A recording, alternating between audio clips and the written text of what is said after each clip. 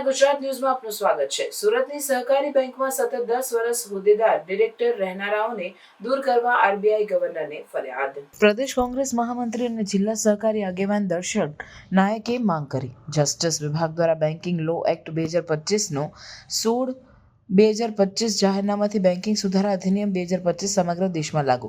નિયમ અને જોગવાઈઓ મુજબ જે સહકારી ધોરણે કાર્યરત બેંકોમાં ડિરેક્ટરોના કાર્યકાળ માટે 10 વર્ષની સમય મર્યાદા નક્કી કરવામાં આવી। સહકારી બેંકમાં જે ડિરેક્ટરોએ પોતાના કાર્યકાળના 10 વર્ષ પૂર્ણ કર્યા હોય તેઓ ડિરેક્ટર તરીકે ગેરલાયક ઠરે છે। સુરત જિલ્લામાં સહકારી બેંકમાં બેન્કિંગ સુધારા અધિનિયમ 2025 માત્ર કાગળ પર 10 વર્ષથી વધારે કાર્યકાળ પૂર્ણ કર્યા હોય તેઓને રાજીનામા માટેની કાર્યવાહી કરવામાં આવે તેવી માંગ કરાઈ। ઓકે, દર્શનભાઈ શું કહેશો? જે રીતે આરબીઆઈ માં જે રીતે પત્ર લખ્યો અને રજૂઆત કરી છે, ફરિયાદ શા કારણે?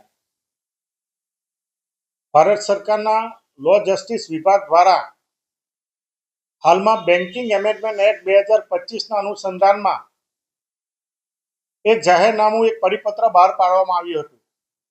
આ પરિપત્રમાં સમગ્ર સહકારી બેંકોની સાથે અર્બન બેંકોની સાથે સંકળાયેલા જે ડિરેક્ટરોએ છેલ્લા 10 વર્ષથી વધુ સમયથી ફરજ બજાવી હોય તે ડિરેક્ટરોને તાત્કાલિક અસરથી રાજીનામા આપવા માટે કે દૂર કરવા માટેનો એક પરિપત્ર બહાર પાડવામાં આવ્યો હતો।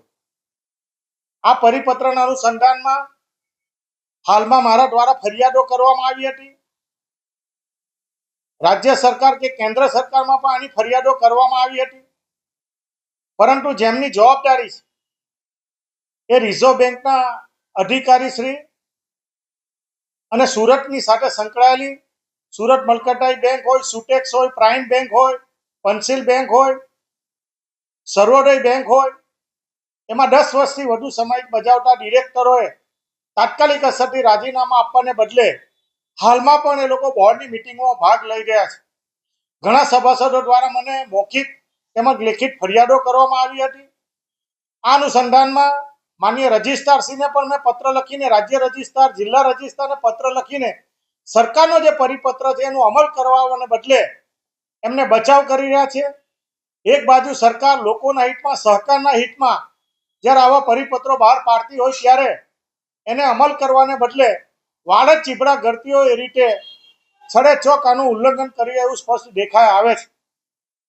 માન્ય ગવર્નરશ્રીને અમદાવાદ ખાતે અને માન્ય ગવર્નરશ્રીને મુંબઈ ખાતે રજૂઆત કરીને વિનંતી કરી છે કે તાત્કાલિક અસરથી આવા લોકોની સામે પગલાં લેવામાં આવે અને દૂર કરવામાં આવે।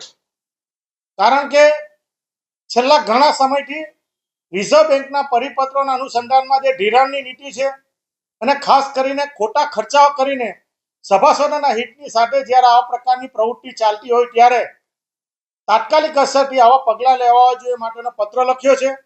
આવનારા દિવસોમાં સભાસદોના હિતમાં જો કોઈ પ્રકારના પગલાં લેવામાં ન આવે તો અમદાવાદ ખાતે રિઝર્વ બેંકની જે ઓફિસો છે, મુંબઈ ખાતે જે રિઝર્વ બેંકની ઓફિસો છે એની સામે પણ કાર્યક્રમો આપવામાં આવશે અને સભાસદોને સાથે રાખીને લોકહિતમાં કોર્ટોમાં પણ આને પડકારવામાં આવશે અને જે કાયદાનો જે ડર નથી એ કાયદાનો ડર કે એનું પાલન કરવા માટે લોકોના હિતમાં તાત્કાલિક અસરથી પગલાં લેવામાં આવે એ માટેનો લગતો મેં પત્ર માન્ય ગવર્નરશ્રી અમદાવાદ ખાતે અને માન્ય ગવર્નરશ્રી રિઝર્વ બેંકના મુંબઈ ખાતે લખીને તાત્કાલિક અસરથી આના પગલાં લેવાય એ માટેનો વિનંતી કરતો પત્ર મેં લખ્યો છે।